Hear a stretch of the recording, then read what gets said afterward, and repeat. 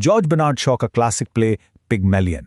ये एक ऐसी कहानी है जहां एक आवाज, सिर्फ एक आवाज सब कुछ बदल देती है। ये एक लड़की के बदलने की कहानी है, हाँ, लेकिन ये हम सबसे एक बहुत ही जरूरी सवाल भी पूछती है। आखिर हमारी पहचान, हम जो हैं, उसे तय कौन करता है? चलिए इसी सवाल की गहराई में उतरते हैं। ये अजीब सी आवाज सुनी आपने? ये किसी जानवर की नहीं है, नहीं, ये एक इंसान की है। एक ऐसी आवाज जिसने उस इंसान को गरीबी और गुमनामी की जंजीरों में जकड़ रखा है। ये आवाज है एलाइजा डूलेलिटल की, और यही से उसकी जिंदगी के बदलने की कहानी शुरू होती है। तो चलिए टाइम ट्रैवल करते हैं और पहुंचते हैं 20वीं सेंचुरी के शुरुआती लंदन में। एक ऐसा वक्त, एक ऐसी सोसाइटी जो क्लास के सख्त नियमों में बंधी हुई थी, और आपकी क्लास, आपकी पहचान, बेसिकली आपकी पूरी जिंदगी का फ्यूचर सिर्फ एक चीज से तय होता था, आपका एक्सेंट, आपका बोलने का लहजा। और इस बात को इस प्ले के राइटर खुद जॉर्ज बर्नार्ड शॉ ने कहा था। उन्होंने लिखा कि इंग्लैंड में जबान सिर्फ कम्युनिकेशन का जरिया नहीं, ये एक सोशल हथियार है। आपने मुंह खोला और बस सामने वाले ने आपको जज कर लिया, आपसे या तो नफरत की या आपको नीचा समझा। इस प्ले का पूरा कॉन्फ्लिक्ट इसी एक सच्चाई पर टिका है। तो आइए मिलते हैं हमारी प्रोटैगनिस्ट एलाइजा डूलिटल से। वो सड़क पर फूल बेचने वाली एक लड़की है, और उसकी जो इंग्लिश है उसे कहते हैं कर्बस्टोन इंग्लिश, मतलब सड़क पर बोली जाने वाली भाषा। और यही भाषा, यही एक्सेंट उसकी सबसे बड़ी कैद है, एक ऐसी कैद जो उसे हमेशा गरीबी में ही रखेगी। लेकिन हर कहानी में एक मोड़ तो आता ही है ना? तो यहां भी एक एंट्री होती है, एक ऐसे इंसान की जिसके पास एलाइजा के इस कैद को तोड़ने का एक बहुत ही रैडिकल, एक बहुत ही डेयरिंग आइडिया है। ये है प्रोफेसर हेनरी हिगिंस।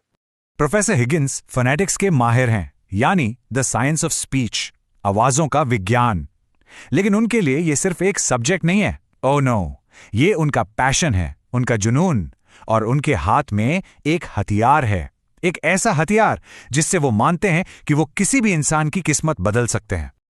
और यही वो एक बेट लगाते हैं जो पूरी कहानी का इंजन बन जाती है। प्रोफेसर हिगिंस अपने दोस्त कर्नल पिकरिंग से दावा करते हैं कि वो इस फूल बेचने वाली लड़की को सिर्फ 3 महीनों में इतना बदल सकते हैं कि वो एक एम्बेसडर के गार्डन पार्टी में एक डचेस लगेगी। Can you believe it? एक डचेस। तो इस एक्सपेरिमेंट में दांव पर क्या लगा है? एलाइजा की पूरी जिंदगी। देखिए, एक तरफ है फूल वाली की लाइफ, टूटी फूटी इंग्लिश, गरीबी और बेइज्जती, और दूसरी तरफ एक लेडी बनने का मौका, साफ इंग्लिश, हाई सोसाइटी और इज्जत। जमीन आसमान का फर्क है, राइट? तो ठीक है, बेट लग चुकी है, और अब शुरू होती है एलिजा की ग्रूलिंग ट्रेनिंग। और सुनिए, ये सिर्फ बोलना सीखने से कहीं ज्यादा था। ये एक पूरे इंसान को एक नए सांचे में ढालने जैसा था। इसका ट्रांसफॉर्मेशन 3 हिस्सों में हुआ। पहला, हाइजीन के लेसन्स, साफ सुथरा रहना। ये जिम्मेदारी उठाई उनकी हाउसकीपर मिसेस पियर्स ने।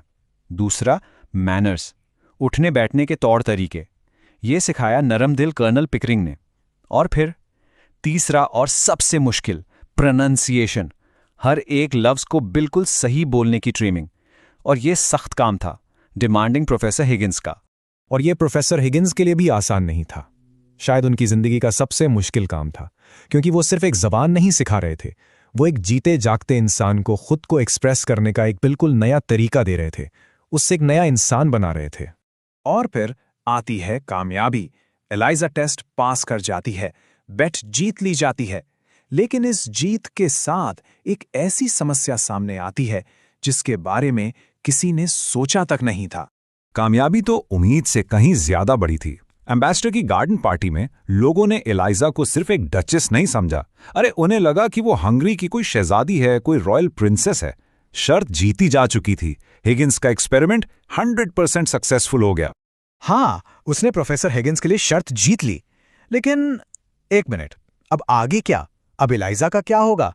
दोस्तों, यही सवाल इस पूरी कहानी का दिल है, क्योंकि हिगिंस और पिकरिंग वो तो अपनी जीत का जश्न मना रहे हैं, और इस जश्न में वो उस इंसान को बिल्कुल भूल जाते हैं जिसे उन्होंने बनाया था। उनके लिए एक्सपेरिमेंट खत्म, गेम ओवर। लेकिन एलाइजा के लिए, उसके लिए एक नया और शायद सबसे बड़ा संकट अभी शुरू हुआ था। उसे एहसास हो गया कि वो उनके लिए सिर्फ एक प्रोजेक्ट थी। और एलाइजा उनसे पूछती है, मेरा क्या होगा? What's to become of me? कौन सी चीजें मेरी हैं और कौन सी नहीं? सोचिए, वो ना तो अब फूल बेचने वाली लड़की रही, और ना ही वो सच में एक लेडी थी। वो दोनों दुनियाओं के बीच में कहीं खो गई थी। और यही वो मोमेंट है जहां से एलाइजा का तीसरा और सबसे जरूरी ट्रांसफॉर्मेशन शुरू होता है। ये उसकी आजादी का ऐलान है, हर डिक्लेरेशन ऑफ इंडिपेंडेंस, एक ऐसी जागरूकता जो उसे हमेशा के लिए बदल देगी। और तभी उसे सबसे बड़ी सच्चाई का एहसास होता है।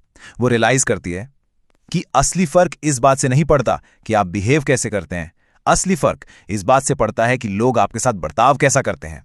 और इस एहसास को एलाइजा इस प्ले की सबसे पावरफुल लाइन में बयान करती हैं। वो कहती हैं, एक फूल वाली और एक लेडी में फर्क इस बात का नहीं है कि वो कैसे बिहेव करती है, बल्कि इस बात का है कि उसके साथ कैसा बर्ताव किया जाता है। मैं प्रोफेसर हिगिंस के लिए हमेशा एक फूल वाली रहूंगी, क्योंकि वो मेरे साथ हमेशा वैसा ही बर्ताव करते हैं। उसी पल में एलाइजा प्रोफेसर हिगिंस की बनाई हुई चीज बनने से साफ इनकार कर देती है। उससे एहसास होता है कि जो ज्ञान हिगिंस ने उसे दिया है वो अब उसकी अपनी ताकत है, उसका अपना हथियार। वो अब उनकी कठपुतली नहीं बल्कि एक आजाद औरत है। तो आखिर में पिग्मेलियन हम सबसे एक सिंपल सा सवाल पूछता है। सवाल आपसे है, मुझसे है। Who gets to decide who you are? आप कौन हैं, इसका फैसला करने का हक किसके पास है? आपका एक्सेंट, आपके कपड़े, या वो लोग जो आपको बनाते हैं? या फिर ये फैसला सिर्फ और सिर्फ आपका है?